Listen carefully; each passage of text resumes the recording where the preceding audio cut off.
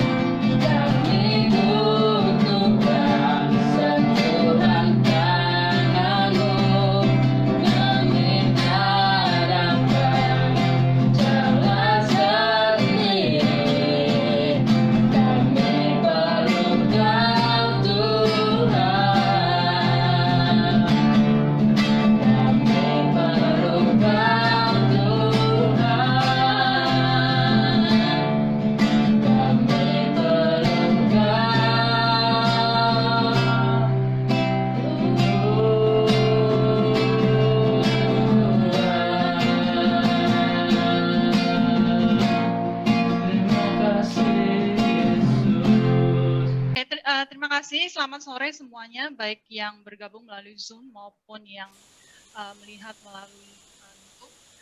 Terima kasih untuk waktu yang diberikan kepada saya untuk men-sharingkan sedikit pengalaman hidup saya, khususnya pengalaman berpacaran online. Jadi ini ceritanya yang dimulai dari 20 tahun yang lalu. Saya hanya minta waktu sekitar 10-15 menit untuk sharing. Nanti untuk konsep-konsep firman Tuhan dan etika Kristen, itu bagiannya Kowihai yang lebih pakar Oke. Ya, sebelum kita memulai sharing ini, izinkan saya mengajak saudara-saudari menjawab ketiga pertanyaan di bawah ini. Yang pertama, tahukah kita kenapa kita ada di dunia ini? Yang kedua, tahukah kita identitas kita? Untuk apa kita hidup di dunia ini? Dan yang ketiga, siapakah yang terpenting dalam hidup kita? Mengapa saya mengajukan ketiga pertanyaan tersebut? Karena ini penting untuk mengetahui jati diri kita, apa tujuan hidup kita, kemana kita mau menuju sebelum kita mulai memikirkan dengan siapa kita bergaul, dan menentukan dengan siapa kita menjalani kehidupan kita.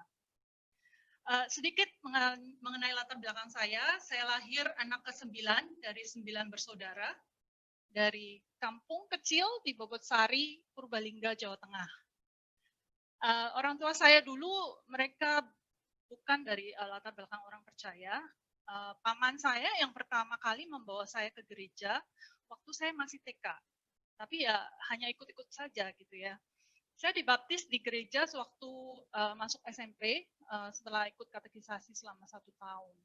Tapi ya tidak banyak perubahan yang terjadi di dalam hidup saya. Setelah dibaptis ke gereja juga masih malas-malasan kadang-kadang dan mengantuk di dalam gereja gitu ya. Banyak kejadian selama masa remaja, pengalaman dikecewakan dan mengecewakan orang gitu ya, termasuk orang tua dan keluarga saya, yang akhirnya membuat saya dihadapkan pada ketiga pertanyaan tersebut. Nah, setelah masuk kuliah di Bandung, saya baru mengerti arti lahir baru dan kemudian dibina di kelompok kecil di bawah navigator PMK 2 Universitas Parahyangan. Bersyukur waktu itu pada saat mahasiswa saya banyak dibekali melalui kelompok kecil, persekutuan-persekutuan baik di kampus maupun gereja, ada pembinaan juga, dan menghadiri seminar-seminar dan sebagainya, seperti yang kali ini kita ikuti ya, seminar. Nah, di situ pun saya banyak belajar konsep-konsep Kristiani dalam mencari pasangan hidup. Kebanyakan kita sewaktu remaja, bahkan mungkin lebih muda lagi dari SD ya, sudah ngerti naksir orang, pacaran, dan sebagainya. Ya, saya pikir ini wajar ya, karena secara hormon ini menunjukkan kita secara fisik dan hormon bertumbuh dan berkembang. Nah, pertanyaannya adalah, apakah kita tahu apa sih arti pacaran? Untuk apa sih kita pacaran? Apakah hanya sekedar suka sama suka, lalu kita boleh mulai pacaran? Oke, saya cerita lagi nih. Bertemu dengan Ko Wihai waktu itu di camp nasional yang diadakan oleh Perkantas tahun 2000 di Wisma Kinasi di Bogor. Di camp nasional ini pesertanya ada kurang lebih 1.000 orang dari seluruh Indonesia, dari Sabang sampai Merauke. Ya, saya mungkin nggak update provinsinya, minta maaf. Saya ikut sebagai peserta dari Kloter Bandung, waktu itu Ko Wihai dari Kloter Surabaya. Nah, sebelum berangkat, ada pembekalan dari Kak Erik Sudarma yang waktu itu ada di Perkantas Bandung, dan beliau sekarang melayani di GKMI Kudus. Poin yang masih saya ingat sampai sekarang dari pembekalan itu, kalau mau cari ikan, ya jangan ke toko buah, atau cari buah ke toko ikan. Cari orang Kristen, ya di gereja, di lingkungan Kristen, persekutuan Kristen. Tapi meskipun ada pesan sponsor seperti itu, bukan itu tujuan utama saya ikut Kemnas loh ya. Jadi untuk ikut Kemnas itu ada seleksi ya, ada proses seleksi, saya harus menceritakan pengalaman kesaksian hidup saya dan sebagainya, bagaimana saya bertobat. Karena waktu itu justru saya ketemu sama Ko Wihai di saat saya berpikir saya nggak mau menjalin hubungan baru dengan seseorang, dan pada saat itu yang paling saya inginkan adalah menjalin hubungan yang erat dengan Tuhan Yesus saja. Ada satu lagu yang sering saya nyanyikan pada waktu itu. Selain kau, tiada yang lain, ada padaku di surga. Ini karangannya Pak William Kauntu. Ada yang tahu lagunya? Ini ketahuan dari generasi kapan ya? Selain kau, tiada yang lain, ada padaku di surga. Itu lagunya. Jadi diambil dari Mazmur 73 ayat 26. Sekalipun dagingku dan hatiku habis lenyap, gunung batuku dan bagianku tetaplah Allah selama-lamanya. Jadi saya pikir waktu itu saya fokus, saya mau cari Tuhan aja gitu. Dan dari Kemnas itu sendiri visi dan misinya sangat jelas. Kuutus kau bagi masa depan bangsamu. Saya semakin mengerti bahwa hidup saya ini untuk Tuhan Yesus, dan di situ pun saya bertekad untuk mempergunakan waktu saya untuk mempermuliakan nama Tuhan saja. Tapi ternyata bukan kebetulan tempat menginap dan makan antara kota Bandung dan Surabaya itu di Wisma yang sama. Jadi di Kinasi itu kan ada main hall-nya, ada wisma terpisah ya untuk kita menginap di sana. Jadi setiap sarapan, makan siang atau makan malam ada kesempatan untuk bertemu. Tapi pertama kali saya memperhatikan Ko Wihai waktu itu saat dia mengajukan pertanyaan kritis di salah satu sesi gabungan di untuk seluruh peserta di convention hall. Saat itu saya baru tahu kalau dia tuh sedang belajar di Jepang. Dan kebetulan saya memang tertarik untuk cari-cari info beasiswa ke luar negeri. Jadi saya memberanikan diri untuk minta alamat kontak saat makan gitu ya. Saat itu ya hanya ada alamat email dan aplikasi chatting melalui MIRC waktu itu namanya, MIRC ya.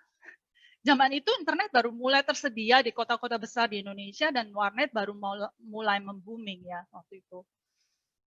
1 bulan kemudian setelah saya kembali ke Bandung untuk persiapan wisuda, barulah saya iseng ke warnet dan coba kontak ke Ko Wihai untuk informasi beasiswa di Jepang. Dari situ kemudian kita bertukar pikiran dan pengalaman, lalu lanjut dengan mendoakan untuk kemungkinan hubungan yang lebih serius selama 6 bulan. Jadi 6 bulan ini belum pacaran ya, masih menggumuli apakah mau berlanjut dengan pacaran. Nah, pada saat itu saya sudah mendapatkan pekerjaan sebagai auditor di salah satu kantor akuntan publik di Jakarta. Jadi ada masa-masa serius kami ini berdoa, apakah benar ini orang yang Tuhan mau saya menikah kelak, nggak langsung memutuskan untuk masuk ke masa pacaran. Nah, dasarnya sebagai auditor kan saya diajarin mesti ada bukti-bukti, nggak cuma ngomong, nggak sekedar kata-kata gitu kan. Jadi saya nanya ke Ko Wihai, ini buktinya apa sih kalau kamu cinta Tuhan, aktif di organisasi, persekutuan, dan sebagainya. Terus Ko Wihai suruh saya untuk cross-check tentang dia ke KIIS Aksa yang waktu itu melayani di Perkantas Jatim di bagian konseling. Nah, waktu saya tanya ke KIIS bilang ke saya, Wihai itu orang yang aktif sekali. Kalau kamu jadi sama dia, kamu pasti bakal capek. Ya karena mendapat referensi dan konfirmasi seperti itu ya saya semakin yakin bahwa apa yang diceritakan melalui chatting itu betul, nggak bohong. Nah, di akhir masa 6 bulan kami kemudian bertukar jawaban melalui email. Jadi pada saat yang bersamaan kami saling kirim email untuk jawaban yang kami dapat dari doa-doa kami. Sambil deg-degan ya buka emailnya waktu itu. Puji Tuhan ternyata mendapatkan jawaban yang sama. Lalu kemudian apa yang kami lakukan selama masa pacaran? Kami lanjutkan apa yang sudah kami lakukan selama 6 bulan itu, yaitu dengan melakukan pendalaman Alkitab bersama-sama, berdoa bersama-sama, nyanyi lagu rohani bersama-sama, tapi melalui chat, jadi nggak ada suaranya gitu. Jadi saling bertukar satu baris begitu. Nah, bersyukur kemudian Yahoo Messenger mulai populer waktu itu dan lebih enak untuk kami bisa chatting berdua aja. Tapi ya itu IRC sama Yahoo Messenger sekarang udah nggak dipakai lagi ya, udah ketinggalan zaman. Oke, ini ada satu kutipan dari Donald O. Clifton, seorang psikolog terkenal dari Amerika yang juga seorang pendidik, pengarang, peneliti, dan pengusaha. Dia bilang, hubungan kita itu membentuk siapa kita dan akan menjadi seperti apakah kita. Banyak orang dapat melacak kesuksesan mereka dengan orang yang penting dalam hidup mereka. Lalu ada sebuah renungan harian karya karangan Neil Mathis, seorang hamba Tuhan dari Amerika, juga mengatakan kita harus memastikan bahwa hubungan yang paling membentuk hidup kita itu adalah hubungan kita dengan Tuhan. Ketika itu kita lakukan, maka hubungan-hubungan kita dengan yang lain akan diberkati oleh kehadiran Tuhan. Jika Tuhan menjadi bagian hidup kita, maka Tuhan akan menjadi bagian dari persahabatan kita, pernikahan kita dengan orang asing yang kita temui, dan setiap hubungan kita yang lain. Nah, berdasarkan pengalaman yang saya alami dan pengalaman mencoba mengikuti langkah iman untuk mencari pasangan hidup, ini bisa diterapkan baik online maupun offline. Karena dasarnya kan sama, yaitu semua tuh harus diawali dengan hubungan kita dengan Tuhan Yesus. Supaya sumber kebahagiaan itu bukan tergantung pada manusia, tapi dari Tuhan Yesus saja ya. Jadi pada saat pasangan kita mengecewakan kita, rasa cinta ke manusia kan bisa hilang. Tapi kebahagiaan kita nggak akan hilang kalau kita masih punya Tuhan Yesus, karena dia selalu setia. Nah, beberapa langkah praktis yang bisa saya bagikan sore ini atau malam hari ini. Pertama adalah pada saat mencoba untuk menggali kemungkinan untuk melakukan hubungan lebih lanjut, mungkin bisa dicek kesamaan visi. Kenapa harus sama? Nah, ibaratnya mendayung perahu deh.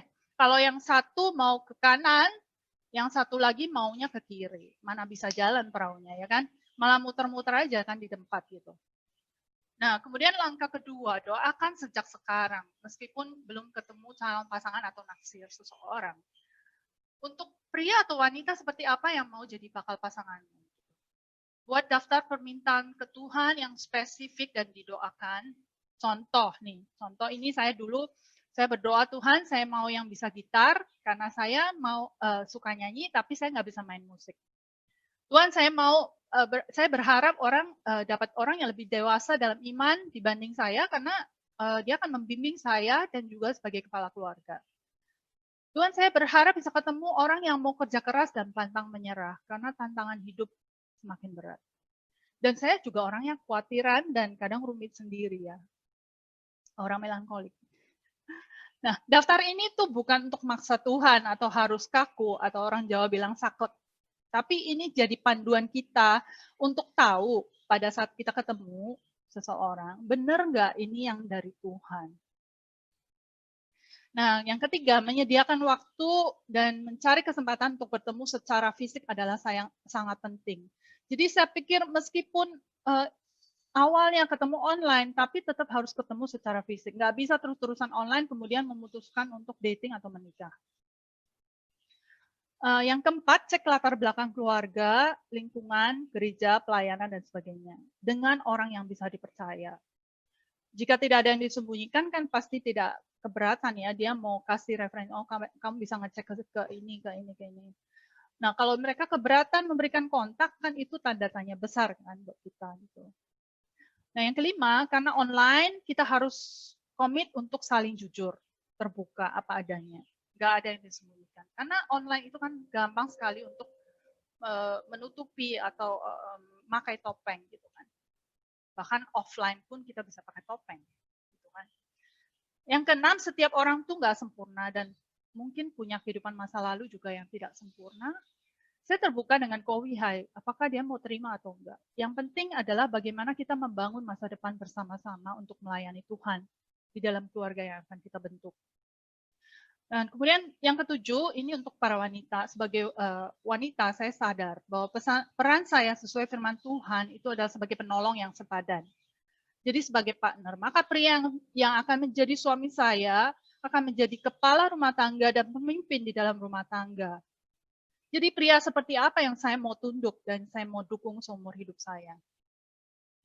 Yang kedelapan, berpikir lebih jauh. Hidup di dunia yang sudah jatuh dalam dosa ini banyak tantangan dan kesulitan. Pasangan hidup seperti apa yang bisa memudahkan perjalanan hidup kita ke depan? Saya sampai pada satu kesimpulan, bukan yang kaya raya, tapi yang mau kerja keras. Itu saya ya. Oke, yang ke-9, sewaktu online banyak waktu untuk komunikasi. Waktu itu digunakan untuk apa? Dulu saya dan Kohia banyak lewat chatting, kita banyak gunakan waktu untuk mengenal satu sama lain, PA bersama, diskusi, bahkan nyanyi seperti yang saya bilang tadi. Oke, ini ada satu renungan lagi oleh Rick Warren. Jadi dia bilang bahwa hubungan kita dengan Tuhan itu dengan men-sharingkan seluruh pengalaman kehidupan kita dengan Tuhan. Jadi Tuhan itu mau diikut sertakan dalam setiap aktivitas kita, setiap pembicaraan, setiap masalah, dan setiap pikiran kita. Jadi kita terus melakukan percakapan dengan Tuhan dalam setiap kegiatan kita, dalam setiap aktivitas kita. Nah, ada 3 poin utama yang bisa saya simpulkan dari sharing saya, yang menjadi dasar dan jawaban dari ketiga pertanyaan yang di awal ya. Pertama, kita mesti menemukan Tuhan Yesus dulu. Yang kedua, temukan jati dirimu, apa visi dan tujuan hidupmu. Baru kemudian temukan pasangan hidupmu. Nah, 2 poin yang pertama adalah sebuah proses yang berkelanjutan atau continuous proses dalam perjalanan hidup kita. Dan bisa dijalani bersama-sama dengan poin ketiga. Dan sebagai penutup, saya akan membacakan dari firman Tuhan. Carilah dahulu kerajaan Allah dan kebenarannya, maka semuanya itu akan ditambahkan kepadamu. Matius 6 ayat 33. Kemudian dari Matius 7 ayat 24 sampai 27, setiap orang yang mendengar perkataan Tuhan dan melakukannya, kita akan seperti orang yang bijaksana mendirikan rumah kita di atas batu. Sehingga pada saat hujan, banjir, angin melanda atau COVID-19, ya COVID-19, rumah itu tidak akan roboh karena didirikan di atas batu. Saudara-saudara, tidak ada orang yang sempurna. Kita semua masih work in process, masih pekerjaan dalam pengerjaan. Tapi jika kita melakukan sesuai dengan cara Tuhan, ada jaminan dan janji Tuhan tersedia bagi mereka yang mau mengambil langkah-langkah iman. Sekian sharing dari saya.